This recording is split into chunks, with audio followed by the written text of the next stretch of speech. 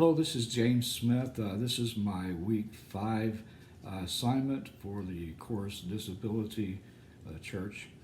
And we were asked first to pick an example and a story where Jesus healed someone in the scriptures. And I chose one that's actually mentioned in two separate scriptures. There's two separate accounts. There's an account in Luke and there's an account in Mark. I was specifically using the account in Mark. One thing to mention that I think most people agree with, that when Jesus, when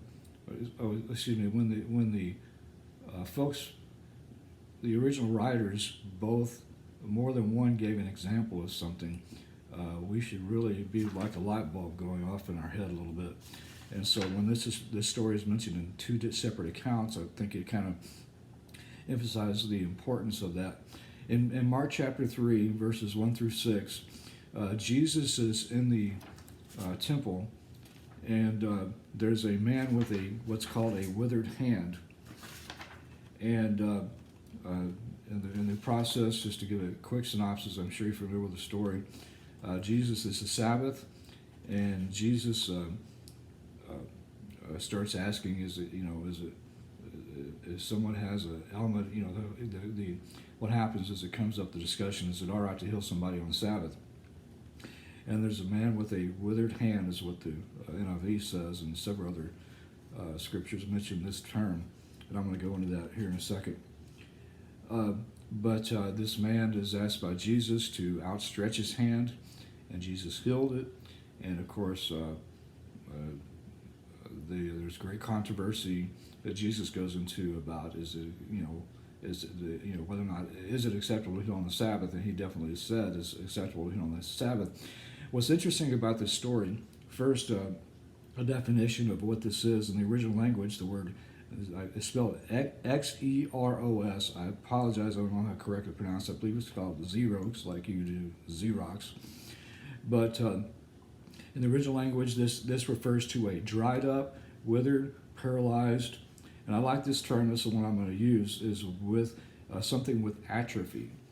Atrophy, of course, is something I'm familiar with, and the reason I like this story is the fact I have atrophy in my left arm and my left hand and my left leg, of course, from having had a major stroke in 2004. Atrophy, medically, is when your muscles stiffen up because of non-use, and when you're paralyzed because of a stroke or other conditions, those muscles will atrophy. They will become stiff, not only the muscles, but the tendons, and even the bone structure will slightly change because of the stiffness. And so this man and the other thing I saw that's very interesting, I looked at the NIV Study Bible and several other Bible commentaries that were on that I use. One's about the Old Testament, by Scurry, I think it is, and here we go, by Gundry is who it is, by a gentleman by Gundry. I used this text when I was in in college. I studied church music, but you also have to take theology courses. And one of the interesting things that was mentioned about this is the fact that how this man was very well recognized. I find this all the time. Me and my wife, because we're both in wheelchairs and because of disability, you stand out. And this man would have stood out in the temple for a couple of reasons. One was the fact that when they had to raise both of their hands in prayer, which they were required to do, he couldn't raise both hands. And so this is kind of interesting when we think about related to what we're studying.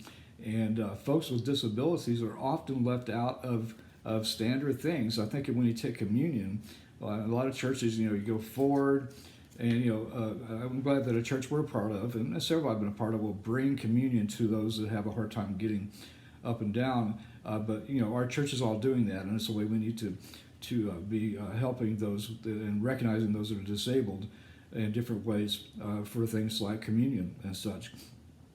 So this man could not, of course, lift his arm. One thing about atrophy, and Jesus asked this man to, I don't know if it's a sign of faith or actually to stretch out his arm, and he did that. But what I want to emphasize is it is not easy when you have atrophy to lift out your arm.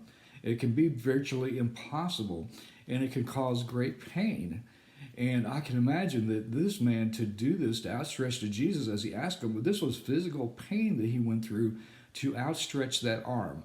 And so he did it knowing that it was going to hurt. When you stretch those tendons, I related to when you're in school and they made you touch your toes, and you would start to get to the point where those tendons would just hurt. And that's what this man went through to be able to do what Jesus asked him to do. And so he did that. He was healed. And I'm not going to spend time going into the controversy too much about the Sabbath, the controversy stuff, but I'm going to mention why that is important in this. One thing I want to say is important in this discussion is that there was controversy at that time and even later as the priest as to whether, we think they could. We heard the term they couldn't heal, but some thought that they could do major healings, but they couldn't do what we call minor healings. And this might be considered a minor healing because it did not involve possible loss of life. And Jesus understood that this was no minor thing for this man. Though he could maybe get around and come to temple, he could not raise his hand and have use of that left hand. And he lived, like I've read a book, one-handed in a two-handed world. And so this was a major healing for this man, and it was not a minor healing, though some might have thought it was minor because of the effect it has on his life. The importance of this is really in our discussion about inclusion. Inclusion is realizing that no one has what they go through is minor. What you go through is major in your life, and we need to be careful in the church as we discuss the things that we do in a course about realizing that when people have a challenge, whether it be mobility, mental challenge of any type, that we need to make accommodations because many things that might seem minor to you are major to them, and we need to do our best to make sure and include them every way we can, and the importance and understand the importance of what they are dealing with. Might seem minor, having a withered hand, having a non-usable left hand, I see like an inconvenience. It's not an inconvenience, and it wasn't to this man that Jesus sought out so much and healed him. Secondly, real fast, I'm running out of time here, is we were to discuss from the readings what was important to us. And like I mentioned in my discussion thing, I really like Young's week. Some weeks I have Young's been tough to read, but this week I really enjoyed what Young did concerning what it brings up the long theological discussion of what are we actually going to be like in heaven, where our disability follows us to heaven. I really enjoyed that discussion. Gosh, I could spend an hour in discussing this. What will our physical form of bodies be like when we get to heaven? And that there has to be some, I almost wonder if there's some psychological or some mystical way that God will give us a way to recognize each other also. Because I don't know if we're spirit beings per se when we get to heaven, but there's some way that we're going to be recognized. When Jesus in these passages that Young brought up, certainly he's had his physical things that happened to him, the signs of that he had. So that was a great discussion, and I really enjoyed it. Though, like I said, Young's been a challenge to read, but this week I really got some great things out of it.